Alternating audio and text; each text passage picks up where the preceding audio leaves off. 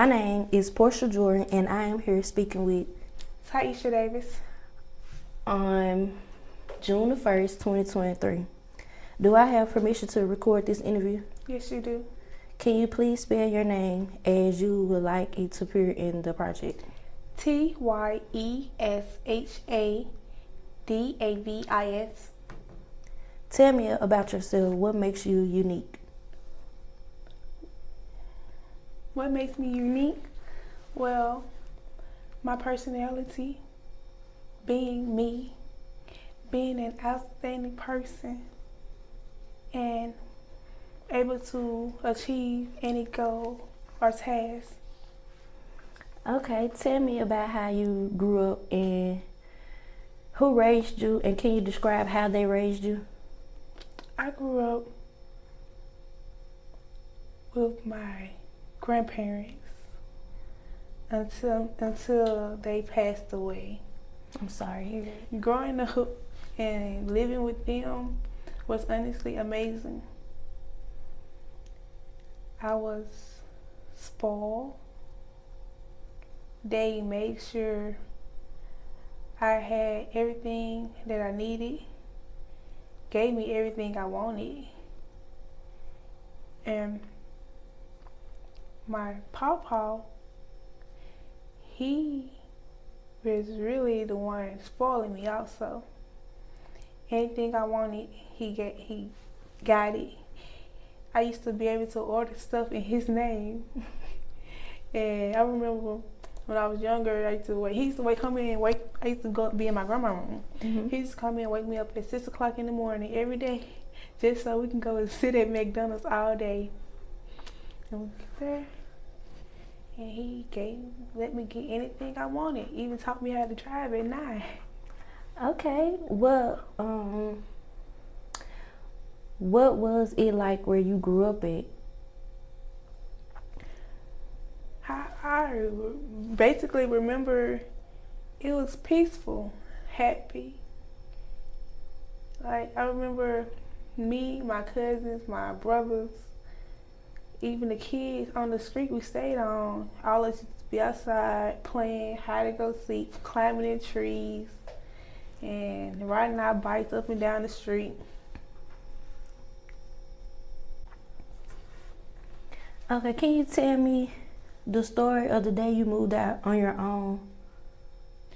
Well, it was back in 2021. That's when me and my mom was still standing in our townhouse, and we just had a conversation. She asked me, was I ready to be an young adult, as in take on responsibilities and be more independent and depend on her less. And I told my mom, yes, I'm ready. Then she moved and got her own place. I stayed there. It was pretty much bittersweet, because anybody who knows me knows how stuck up under my mom I am. Like, she can go to the restroom and I'm there. She can go outside and I'm there. I'm never too far from her. It was sweet. Like, now as the years have passed, I do sometimes want to go back and be with my mama. Okay. Describe a typical day from your childhood. Okay, I remember it was October, I think it was 2011, at around 2:20 in the morning. I remember this day like it was yesterday. I was in my room. We had just not too long moved to a new house, me, my mom, and my brothers. I was in my room asleep. My mama came and woke me up and said she's gone, and asked me was I alright and did I want to be held for a long time. And I told her I just wanted to be alone. I just found out I lost my grandma. And the last day I seen my grandmama, grandma was in September, the day when me, my mom, and my brother arrived to the house. My grandma had told my mom and us to call the ambulance because she wasn't feeling good. That's the last time I seen my grandma. Okay, could you share some memories or stories from your childhood that stand out to you above the others? Why do you think these stories stands out? Well, like when I used to go to the store, in the store, it don't matter if it's a gas station, grocery store, or clothing store. Mom, like, no, you can't get this. You just got something. And when we get in the store, I secretly put stuff that I want in a basket. So when she's at checkout, and she know it's my stuff, and she still got it. And another time was when I was in elementary, and around the corner from where I stayed with my grandparents, it was a field with a peach tree. And I had got my papa to take me around there. And he said, if the police come, he gonna leave me. That was, looking back on it, was very funny. But yeah. Okay, could you tell me why do you think these two stories stand out? Because they are basically happy moments. Like moments I can just, when I'm feeling down, I can just think about those days and, cheer myself up. Okay, tell me about your experience of becoming a parent. Well, it was April 27th, 2020, when I found out I was pregnant with my son. It was very scary because I'm my mom's only girl, and I didn't know how she would have I didn't know basically how she would react to finding out that I'm pregnant. But overall, it was a very exciting moment. Like, just being a mom really brings the best out of me.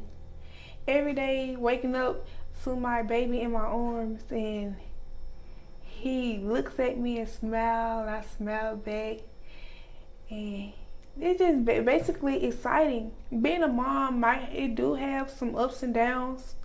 Sometimes you might want to cry, and sometimes you just frustrated. But being a mom do take on a lot of responsibilities, and I wouldn't trade those responsibilities for nothing in the world. How many children do you have, if you have any? I have one. If you are raising children now, or if you are around children often, describe what a typical day looks like. Basically, full of adventure, because you never know how that child going to react. As if, will that child be moody or happy or sad? But overall, it's amazing. Brings me basically full of life and happiness. How do you describe your role as a parent, caretaker, or community member raising children? I might be an adult, but my role as a parent, I feel like you don't have to be just hard on your child. Me personally, with my baby and other kids, my nieces and my nephews, I joke around with them. Sometimes I act like a big child also. Who is your support system as you raise your child? And can you describe what the support system looks like? My mom, my siblings, my sister, and that's about it. They always tell me how good of a job I'm doing as a mom. How do you compare the way you and or others raise children today with the way you were raised? Well, when I was raised, before it got dark, I had to be in the house. I couldn't, if I didn't go to school, I couldn't be outside. If I did anything, oh, my mom was gonna tear me up. Nowadays, kids, they don't get whoopings. Now you try to whoop a child in the store or something, people looking at you crazy. Do any stories come to mind that show you these similarities or differences?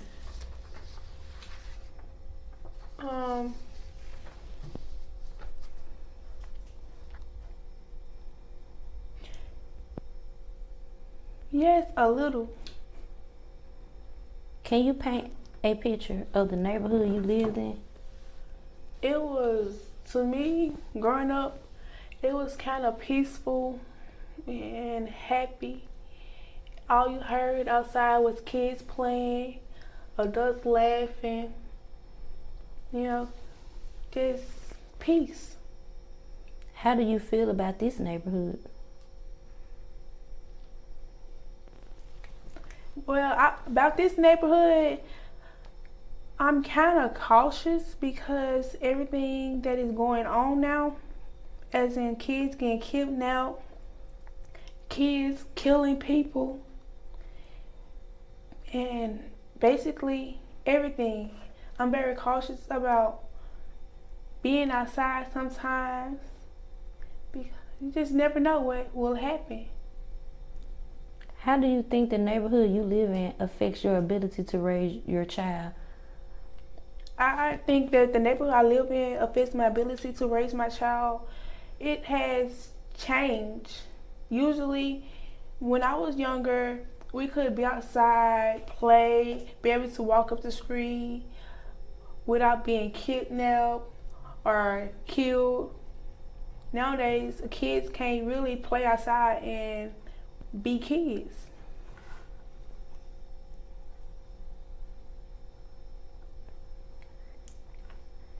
What are some of the ways that you have adapted to the challenges, opportunities you encounter as you raise your children in your community?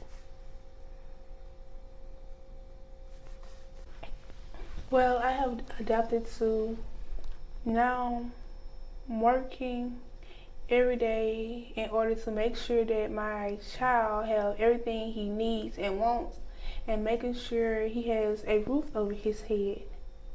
If you could paint a picture of your ideal community or environment for raising children, what would that look like? That picture will be peaceful, joyful, kids being kids, kids enjoying life how they should be, instead of being afraid that something may happen to them.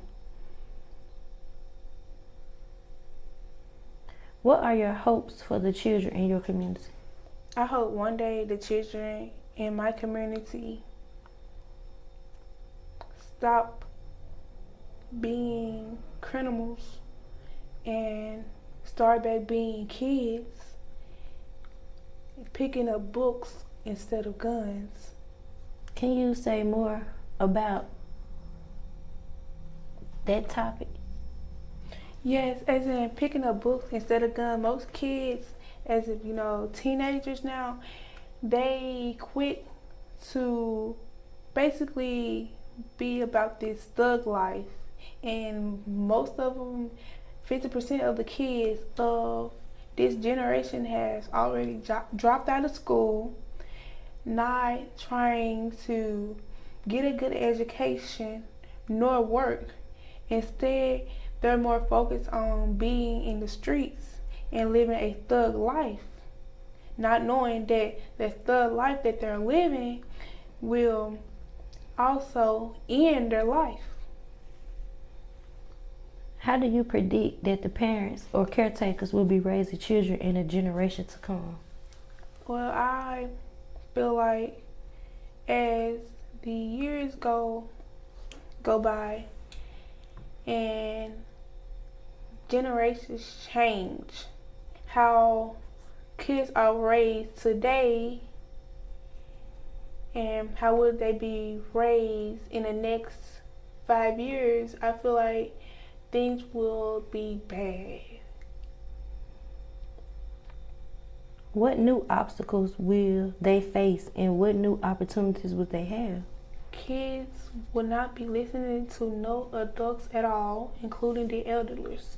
They gonna feel as if they don't need to listen to nobody, and basically that nobody going to touch them because they are being very, very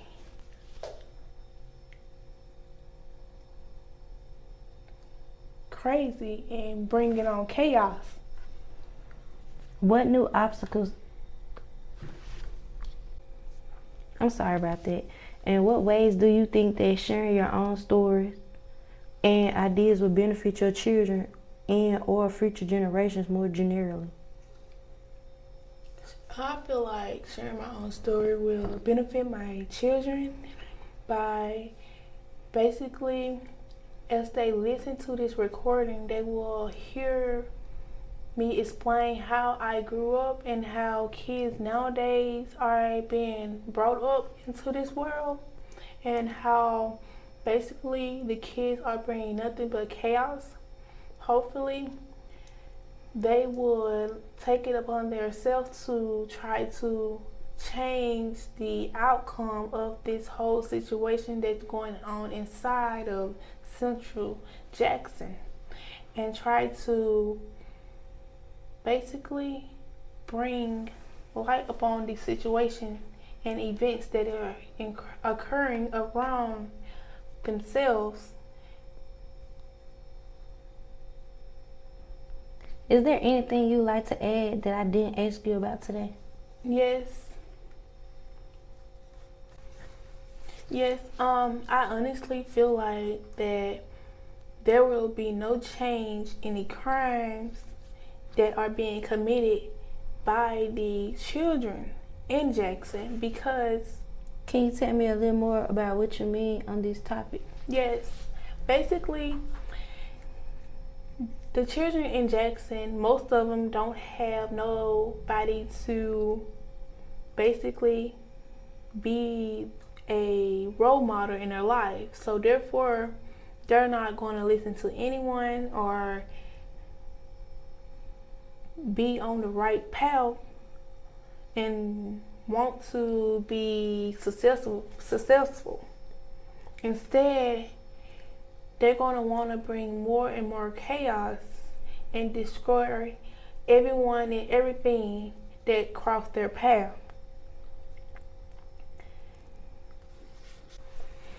Because they basically feel as if they are doing whatever that they need to do to be accepted into gangs and groups. I also think that they have no leadership nor parental control, and things will get worse and worse if the parents don't take action to guide their kids on the right path in life.